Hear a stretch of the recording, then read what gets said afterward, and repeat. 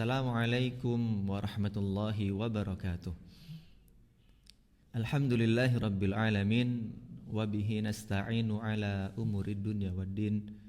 Tsumma salatu wassalamu ala nabiyil karim Muhammadin wa ala alihi wa sahbihi ajma'in, amma ba'd. Pemirsa Al-Makna yang kami muliakan dan kami cintai karena Allah, bersyukur kita kepada Allah subhanahu wa ta'ala yang telah memberikan kepada kita berbagai macam nikmat yang tiada terhingga tiada tara, sampai-sampai Allah mengatakan wa in ta'uddu ni'matallahi la tuhsuha.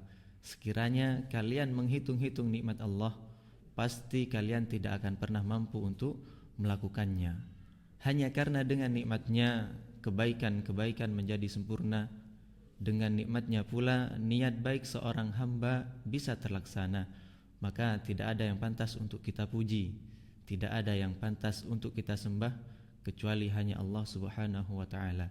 Sekiranya kalau bukan karena nikmatnya, mungkin hari ini kita bukan siapa-siapa dan kita tidak akan pernah mampu untuk melakukan apa-apa. Oleh karenanya, marilah kita senantiasa bersyukur kepada Allah dengan berusaha dan berupaya menjadikan setiap inci dari kenikmatan tersebut kita jadikan sebagai potensi ketaatan kita kepada Allah subhanahu wa ta'ala. Kemudian salawat beriringan salam tak lupa kita curah limpahkan kepada Nabi kita Muhammad sallallahu alaihi wasallam, kepada keluarganya, sahabat dan orang-orang yang senantiasa berpegang teguh dengan sunnahnya hingga akhir zaman nanti.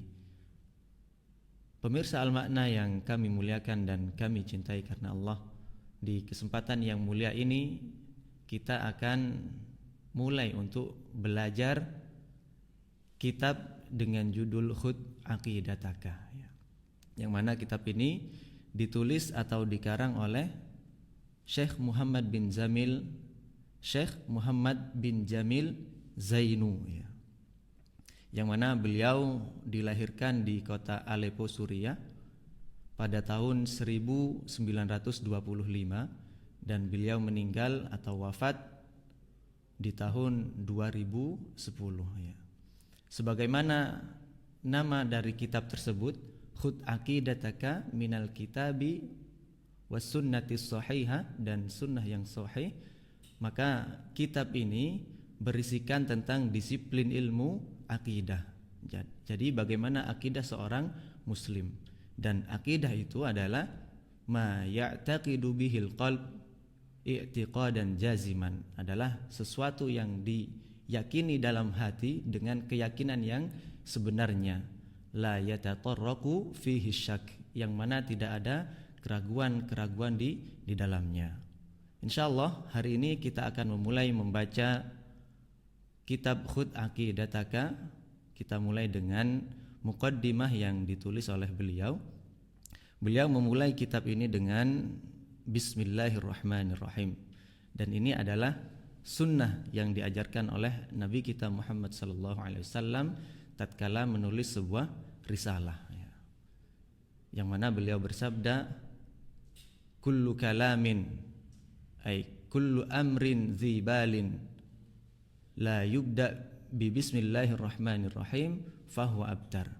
Setiap ucapan atau setiap perkara penting yang tidak dimulai dengan bismillahirrahmanirrahim, tidak dibuka dengan bismillahirrahmanirrahim, maka ucapan atau amalan tersebut akan terputus, yaitu terputus pahalanya, kurang keberkahannya.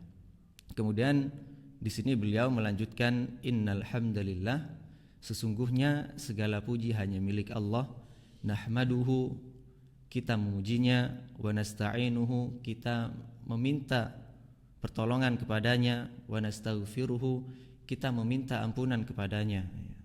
Karena manusia adalah tempat salah dan lupa. Kullu bani Adam khata'. Setiap manusia pasti pernah melakukan kesalahan. Maka di sini wa nastaghfiruh, kita selalu meminta ampunan kepada Allah Subhanahu wa taala. Wa na'udzu billahi min syururi anfusina wa sayyiati a'malina, dan kita berlindung kepada Allah dari keburukan-keburukan jiwa kita, baik yang itu berupa syahwat dan yang lain sebagainya. Dan kita juga berlindung kepada Allah dari kejelekan-kejelekan amalan kita. May yahdillahu fala mudhillalah. Barang siapa yang Allah beri petunjuk atasnya, maka tidak ada seorang pun yang bisa untuk menyesatkannya. Wa man yudlil fala hadiyalah. Dan barang siapa yang Allah berikan kesesatan kepadanya, Allah sesatkan dia, fala hadiyalah, maka tidak ada yang bisa untuk memberikan hidayah kepada dia. Wa asyhadu an la ilaha illallah wahdahu la syarikalah wa asyhadu anna Muhammadan abduhu wa rasuluh. Setelah di sini beliau memulai dengan innal hamdalillah nahmaduhu, memakai dhamir nahnu ya. Kemudian tatkala bersyahadat, beliau di sini merubah dhamirnya menjadi asyhadu alla dengan ana ya, yaitu aku bersaksi. Yang awalnya dengan nahnu kami, kemudian berganti dengan ana kami, saya maksudnya. Maka dijelaskan oleh sebagian para ulama bahwasanya syahadat itu tidak bisa diwakilkan oleh orang lain. Makanya di sini memakai dhamir ana. Wa asyhadu alla ilaha illallah wahdahu la syarikalah, dan aku bersaksi bahwasanya tiada ilah yang berhak untuk kita sembah dengan hak kecuali Allah wahdahu la syarikalah, yang tidak ada sekutu baginya. Wa asyhadu anna Muhammadan abduhu wa rasuluh, dan kita juga dan saya juga bersaksi bahwasanya Nabi Muhammad itu adalah hamba dan utusan Allah Subhanahu wa taala. Amma ba'd. Adapun setelahnya, maka beliau menulis risalahnya fahazihi as'ilatun hammatun, maka ini adalah pertanyaan-pertanyaan yang penting fil akidah, dalam perkara akidah. Ujibu 'alaiha, yang mana aku menjawabnya, kata Syekh, ma'a dzikrid dalil, dengan menyebutkan dalil-dalilnya. Dan seperti ini seharusnya seorang muslim. Apabila berkaitan dengan agamanya, maka seharusnya dia selalu mendatangkan atau menyertakan dalil-dalil, baik yang berasal dari Al-Quran maupun As-Sunnah.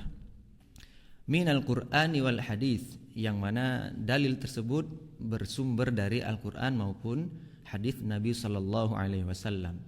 Liyatma'innal qari, agar pembaca tersebut menjadi tenang, agar pembaca tersebut semakin yakin ila sihhatil jawab, terhadap kebenaran jawaban dari syekhnya. Lianna aqidat tauhid, karena akidah tauhid merupakan asasu sa'adatil insan, merupakan asas kebahagiaan seorang manusia. Apabila seseorang bertauhid kepada Allah, memahami akidah dengan benar, maka itu merupakan sumber atau asas kebahagiaan bagi manusia tersebut, fid dunya wal akhirah, baik di dunia maupun nanti di akhirat. Wallaha as'alu, dan kepada Allah aku meminta, an yanfa'a bihal muslimin, agar risalah ini bermanfaat untuk kaum muslimin. Wa yaj'alaha khalisatan lillahi ta'ala, dan menjadikan amalan ini, risalah ini ikhlas karena Allah Subhanahu wa ta'ala. Maka pada pertemuan yang mulia ini kita akan memasuki bab yang pertama, yaitu berkenaan dengan haqqullahi 'alal ibad, yang berkenaan dengan hak-haknya Allah terhadap para hambanya. Apa sih hak dari Allah terhadap hambanya? Di sini Syekh Muhammad bin Jamil Az-Zainu, beliau mengutarakan soal yang pertama, limadza khalaqanallah, kenapa Allah itu menciptakan kita, atau kalau kita istilahkan dengan bahasa kita, untuk apa sih tujuan hidup kita ini ya? Karena terkadang kita sebagai manusia ternyata tidak tahu kemana arah tujuan hidup kita ya. Maka di sini Syekh memulai dengan pertanyaan yang begitu penting ini. Kenapa sih Allah menciptakan kita ya? Apakah Allah menciptakan kita untuk bermain atau untuk foya-foya dan lain sebagainya? Maka di sini Syekh menjawab, khalaqana lina'budah. Allah menciptakan kita itu untuk beribadah kepadanya, wala nusyrika bihi syai'an, dan agar kita tidak berbuat syirik atau menyekutukan Allah dengan sesuatu apapun.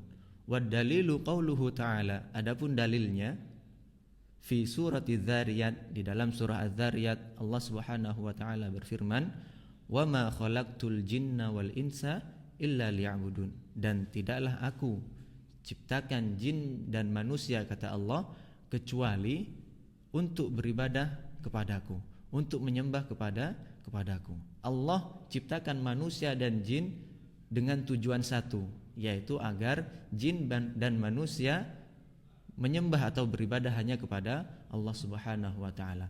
Allah tidak meminta dari manusia untuk memberikan rizki kepada Allah atau memberikan makan kepada Allah.